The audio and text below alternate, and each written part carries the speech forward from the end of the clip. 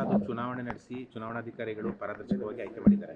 ಕೆಲವರ ಪ್ರಕಾರ ಪಾರದರ್ಶಕವಾಗಿಲ್ಲ, ಏಕಪಕ್ಷ ನಿರ್ಧಾರ. ಮುಖ್ಯವಾಗಿ ನಿಮ್ಮ ವಿರುದ್ಧ ಬಹಳ ಆಕ್ರೋಶ ವ್ಯಕ್ತಪಡಿಸ್ತಾರೆ ಸಂಸದ ಸುಧಾಕರ್ ಅವರು, ಕುಮಾರ ಬಂಗಾರಪ್ಪನವರು, ಬಿ ಪಿ ಹರೀಶ್ ಅವರು.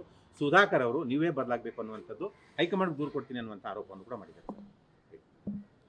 ಚುನಾವಣೆ ಪ್ರಕ್ರಿಯೆ ಹೇಗೆ ನಡೆದಿದೆ ಅನ್ನೋದನ್ನು ತಮ್ಮ ಮೂಲಕ ಗೌರವಾನ್ವಿತ ಎಲ್ಲ ಹಿರಿಯರಲ್ಲಿ ತಿಳಿಸೋದಕ್ಕೆ ನಾನು ಇಚ್ಛಪಡ್ತೇನೆ.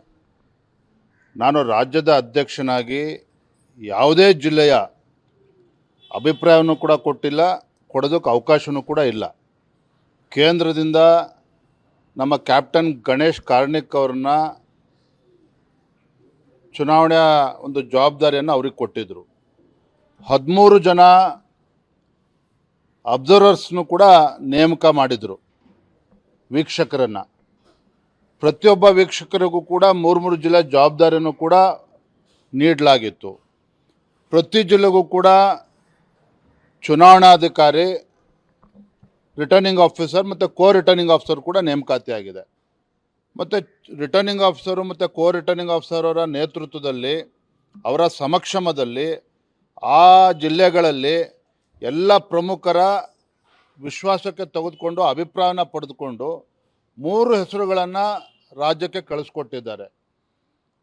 ಜಿಲ್ಲೆ ತಂಡದಿಂದ ಯಾವ 3 ಹೆಸರುಗಳನ್ನು ಕೊಟ್ಟಿದ್ದಾರೋ ಆ 3 ಹೆಸರುಗಳನ್ನು ದೆಹಲಿಗೆ ಕಳಿಸ್ಕೊಟ್ಟು, ದೆಹಲಿಯಿಂದ ಅಂತಿಮವಾಗಿ ತೀರ್ಮಾನ ಆಗಿರ್ತಕ್ಕಂಥ ನಂತರದಲ್ಲಿ ನೆನ್ನೆ ಚುನಾವಣಾ ಪ್ರಕ್ರಿಯೆ ನಡೆದ್ಬಿಟ್ಟು ಅವ್ರ ಹೆಸರನ್ನ ಘೋಷಣೆ ಆಗಿರ್ತಕ್ಕಂಥದ್ದು.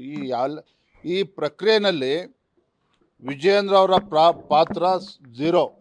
ನಾನು ರಾಜ್ಯದ ಅಧ್ಯಕ್ಷ ಇರ್ಬೋದು, ರಾಜ್ಯದ ಅಧ್ಯಕ್ಷ ಇದ್ದರೂ ಸಹ ನನ್ನ ಜಿಲ್ಲೆ ಬಗ್ಗೆ ಅಭಿಪ್ರಾಯನ ಕೊಡ್ಬೋದೇ ಹೊರತು ರಾಜ್ಯದ ಯಾವುದೇ ಜಿಲ್ಲೆಗೆ ಅಭಿಪ್ರಾಯ ಕೊಡೋದಕ್ಕೆ ನನಗೂ ಕೂಡ ಅಧಿಕಾರ ಇಲ್ಲ. ಇದು ಎಲ್ಲರೂ ಕೂಡ ಗೊತ್ತಿರಬೇಕು.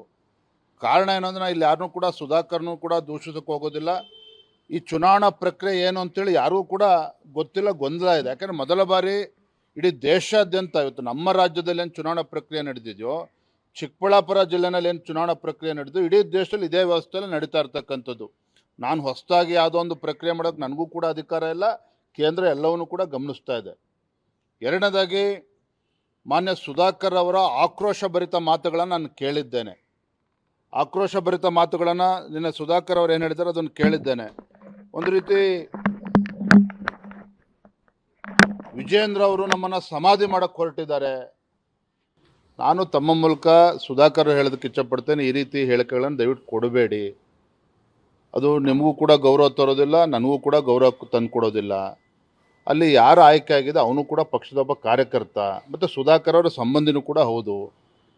ಹಾಗಾಗಿ ಚುನಾವಣಾ ಪ್ರಕ್ರಿಯೆ ಏನಾಗಿದೆ ಅನ್ನೋದನ್ನ ಅವರು ಕೂಡ ಅರ್ಥ ಮಾಡ್ಕೊಳ್ಳಿ. ಅವ್ರು ಏನೇ ಟೀಕೆ ಮಾಡಿದ್ರು ನಾವು ಅವ್ರನ್ನ ಟೀಕೆ ಮಾಡೋದಕ್ಕೆ ಹೋಗೋದಿಲ್ಲ. ಮಾಜಿ ಸಚಿವರಾಗಿ ಅವರು ಕೂಡ ಕೆಲಸವನ್ನು ಮಾಡಿದ್ದಾರೆ. ಆದರೆ ಪಕ್ಷ ಏನು ತೀರ್ಮಾನ ಮಾಡಿದೆ ಜಿಲ್ಲಾ ಮಟ್ಟದಲ್ಲಿ, ಅದಕ್ಕೆ ಕೇಂದ್ರದಿಂದ ಸಮ್ಮತಿನೂ ಕೂಡ ಸಿಕ್ಕಿದೆ. ಅದನ್ನು ನಂದು ಯಾವುದೇ ರೀತಿ ನನ್ನ ಮೂಗು ತೋರ್ಸಕ್ಕಂಥ ಕೆಲಸ ಆಗಿಲ್ಲ. ಹಾಗಾಗಿ ಈ ರೀತಿ ಹೇಳಿಕೆಗಳನ್ನು ಕೊಡ್ತಕ್ಕಂಥದ್ದು ಖಂಡಿತ ಇದು ಪಕ್ಷಕ್ಕೂ ಕೂಡ ಗೌರವ ತಂದುಕೊಡೋದಿಲ್ಲ, ಅವರು ಕೂಡ ಗೌರವ ತಂದುಕೊಡೋದಿಲ್ಲ. ಹಾಗಾಗಿ ಅವ್ರು ಏನು ವಿಜಯೇಂದ್ರ ಅವ್ರು ತಿದ್ಕೋಬೇಕು ಅಂತ ಹೇಳಿದ್ದಾರೆ, ನಾನು ಆ ಥರ ಏನು ತಿದ್ಕೋಬೇಕು ಅಂತ ಅವ್ರ ಅಪೇಕ್ಷೆ ಇದೆ, ಅವರೆಲ್ಲ ಬೇರೆ ಎಲ್ಲರೂ ಅಪೇಕ್ಷೆ ಇದೆ. ನನ್ನ ತಿದ್ಕೊಳ್ತಕ್ಕಂಥದ್ದು ನಾನು ಕೂಡ ಅದನ್ನು ಮಾಡ್ತೇನೆ. ಸುಧಾಕರ್ವನ್ನು ಕೂಡ ಭೇಟಿ ಮಾಡ್ತೇನೆ.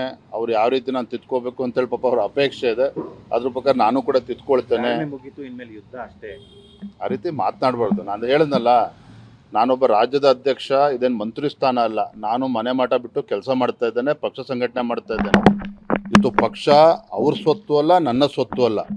ಲಕ್ಷಾಂತರ ಕಾರ್ಯಕರ್ತರು ಪಕ್ಷಕ್ಕೋಸ್ಕರ ದುಡಿತಾ ಇದ್ದಾರೆ. ಹಾಗಾಗಿ ಇದು ಪಕ್ಷ ನನ್ನ ಸ್ವತ್ತು, ನಾನು ಮುಂದೆ ಮುಖ್ಯಮಂತ್ರಿ ಆಗಬೇಕು, ಇದನ್ನು ಕಣ್ಮುಂದೆ ಇಟ್ಕೊಂಡು ಪಕ್ಷ ಸಂಘಟನೆ ಮಾಡ್ತಾ ಇಲ್ಲ. ಆ ರೀತಿ ಹಗುರವಾಗಿ ಮಾತಾಡ್ತಕ್ಕಂಥದ್ದು ಅವ್ರಿಗೆ ಶೋಭೆ ತರೋದಿಲ್ಲ. ಖಂಡಿತ ಆ ರೀತಿ ಮಾತನಾಡಬಾರ್ದು ಅಂತೇಳಿ ತಮ್ಮ ಮೂಲಕ ಆಗ್ರಹ ಮಾಡ್ತಾ ಇಲ್ಲ, ವಿನಂತಿ ಮಾಡ್ತಾ ಇದ್ದೇನೆ. Thank you. ಈಗ ಹೈಕಮಾಂಡ್ಗೆ ಏನಾದರೂ ಹೇಳ್ತೀರಾ ಸರ್, ಇಷ್ಟೆಲ್ಲ ಆಗ್ತಾ ಇದೆ? ಇಲ್ಲ ರೀ, ಇದು ನೋಡ್ರಿ ಪಾಪ ಯಾರೋ ಒಬ್ಬರು ಅಪೇಕ್ಷೆ ಪಟ್ಟರು ಅಂತೇಳಿ ಅವ್ರು ಹೇಳಿದಂತೆ ಜಿಲ್ಲಾಧ್ಯಕ್ಷರು ಮಾಡೋದಕ್ಕೆ ಆಗೋದಿಲ್ಲ.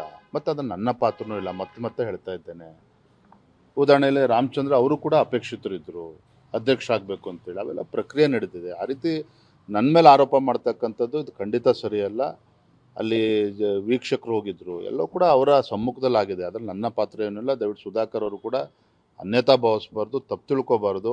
ಮತ್ತು ಅಲ್ಲಿ ಕಾರ್ಯಕರ್ತನ ಆಗಿದೆ. ಹಾಗಾಗಿ ಏನು ಅವ್ರಿಗೆ ಸರಿ ಮಾಡಬೇಕು, ಮುಂದೆ ಅವ್ರು ಯಾರು ಪದಾಕರ ಯಾಕೆ ಅವ್ರಿಗೂ ಅಧಿಕಾರ ಇದೆ. ಮುಂದೆ ಜಿಲ್ಲೆನಲ್ಲಿ ಯಾರ್ಯಾರು ಪದಾಧಿಕಾರಿಗಳು ಮಾಡಬೇಕು ಅವರು ಸಲಹೆ ಕೊಡಲಿ ಅಲ್ಲಿ ಜಿಲ್ಲಾ ಮಟ್ಟದಲ್ಲಿ. ಖಂಡಿತ ಈ ರೀತಿ ಮಾತನಾಡ್ತಕ್ಕಂಥ ಸರಿಯಲ್ಲ. ಮತ್ತು ನನ್ನ ಈ ಎಲ್ಲ ಚುನಾವಣಾ ಪ್ರಕ್ರಿಯೆಯಲ್ಲಿ ರಾಜ್ಯದ ಅಧ್ಯಕ್ಷ ವಿಜೇಂದ್ರ ಅವರ ಪಾತ್ರ ಯಾವ ಜಿಲ್ಲೆಯಲ್ಲೂ ಕೂಡ ಇಲ್ಲ. ಅದನ್ನು ಮತ್ತೊಮ್ಮೆ ನಾಳೆ ಸ್ಪಷ್ಟಪಡಿಸ್ತೇನೆ. ಯತ್ನಾಳ್ ಸ್ಪರ್ಧೆ ಬಗ್ಗೆ ಅಧಿಕೃತವಾಗಿ ಘೋಷಣೆ ಮಾಡ್ತಾರೆ ಅಂತ ನಾಳೆ ಥ್ಯಾಂಕ್ ಯು, ಧನ್ಯವಾದ. ಶ್ರೀರಾಮುಲು ಅವ್ರನ್ನ ಮಾತಾಡಿದ್ರ ಸರ್? ಮಾತಾಡಿದ್ದೀನಪ್ಪ. ಅವ್ರು ಬಂದ್ರು, ಯಾರನ್ನೂ ಭೇಟಿ ಆಗಲಿಲ್ಲ, ಹೋದ್ರು. ಅವ್ರ ನಡೆನೇ ಬಹಳ ನಿಗೂಢವಾಗಿದೆ.